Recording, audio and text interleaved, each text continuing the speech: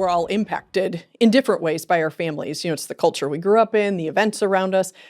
Honestly, the philosophy and personality, I guess you could say, of our generation, the millennials, they're definitely no exception.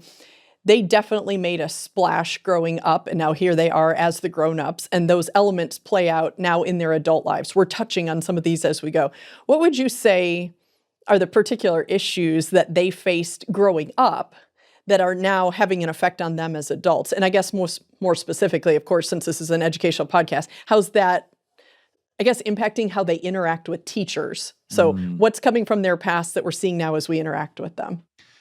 So when you study what had been going on from the 80s to the 90s as kids are being born and what's going on in the family and things like that, what we have found, and this is not just, a Christian, research company that's, out to show how unspiritual everybody is. But this is research even from secular places that have found that, number one, this generation grew up with a lack of information discernment. So kids today are starting to understand, or at least on some level, that there isn't too many neutral places anymore. And we kind of discovered this, especially, as we continue, is Fox News really, this neutral place in the middle? Is CNN just trying to do their best to communicate, the news? Well, no, everyone has an edge. Everyone has a direction they're trying to go because that's where the money is. And we have to be cynical about that. But the millennials grew up thinking, if it's on the internet or it's from a source that appeals to me, then I can trust it. And you have a lot of millennials that are getting their news from social media, even TikTok and things like that, and they will not see that as strange. This information discernment problem is particularly notable in that particular generation, because we grew up as a generation that is now introduced the internet. So we were super skeptical right on the outset. Absolutely. But they grew up with it. So it's anything that you can get that easy must not be true, right? Exactly. We were used to doing our own research, real research. Now you can just get it. Yes, absolutely. I can see the contrast. And so there's, that part, that's an issue. But another issue is human connection. How do you interact with another human in person? What does that look like? Can you read someone well so you know how to interact with them? And maybe some of you will notice this at church. It's kind of like when you talk to someone at church, it's kind of like serving a ball. So, where do you work? And they're like, I work over at the county, whatever. And they're like, oh, okay. And they just stare at you. You're like, do you like it there? And you serve them another one, right? And they're like, yeah, it's okay. And you're just like, oh man, come on, man. Right. Ask me a question. Just pretend you're interested.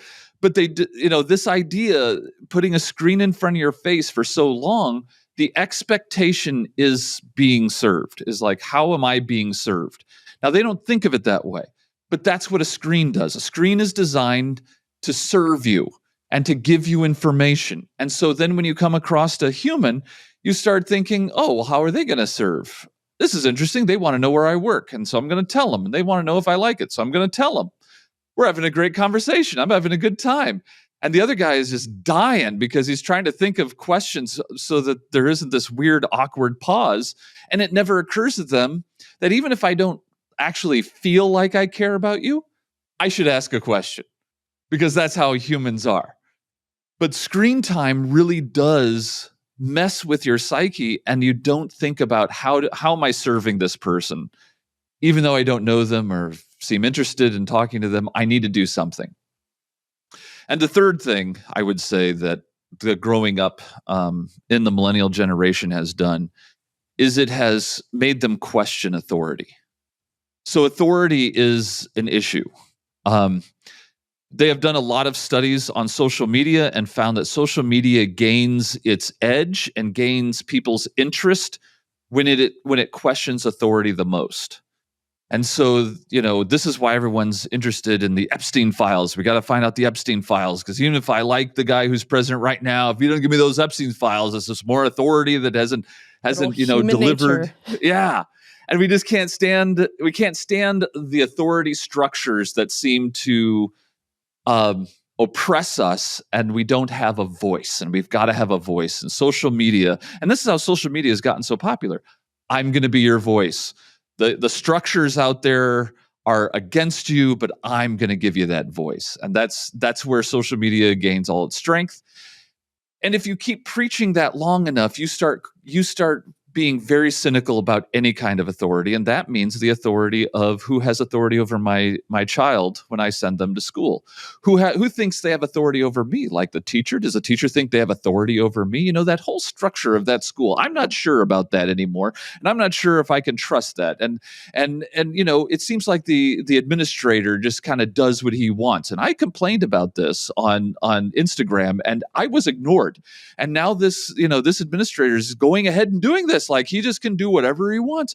And so then they have this, they're used to this structure of thinking when it comes to authority, that the authority has power, you don't have power. My power has to come from my influence in the world through my social media, and that's how I can reach them. And if I ever get face to face with that teacher, I'm going to give them a piece of my mind. Even if I'm not angry with them, I'm angry with someone else, they're going to hear it.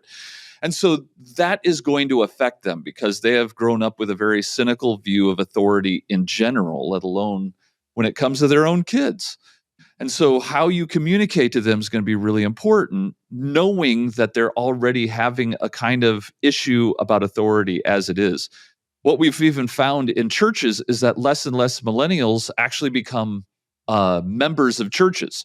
They'll go to a church for years and years and years, but they won't become a member, because what does that mean? Well, now you're in the structure. Right. What if one of the elders Under or the deacons? Authority. Yep. Yeah. Elders or deacons can come up and talk to you about what you're doing wrong, and they can enact discipline on you. And that's more of those authority structures that may be oppressing you. And so that kind of mentality, and again, like you said at the beginning, this is not everybody. This is not every millennial. I know there's millennials watching this going, I'm not that way at all. I'm a normal person. Stop stereotyping.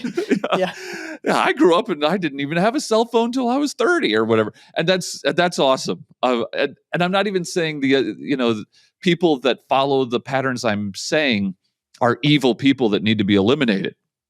I'm just saying that this tends to be a way of thinking for this generation that if you run into it, do not be surprised. Enjoyed this short clip? That was just a sneak peek into a full episode on the Teacher Edition podcast. We are passionate about supporting Christian educators like you. Looking for more inspiration and practical strategies you could use today? Subscribe now wherever you get your podcasts. Brought to you by BJU Press.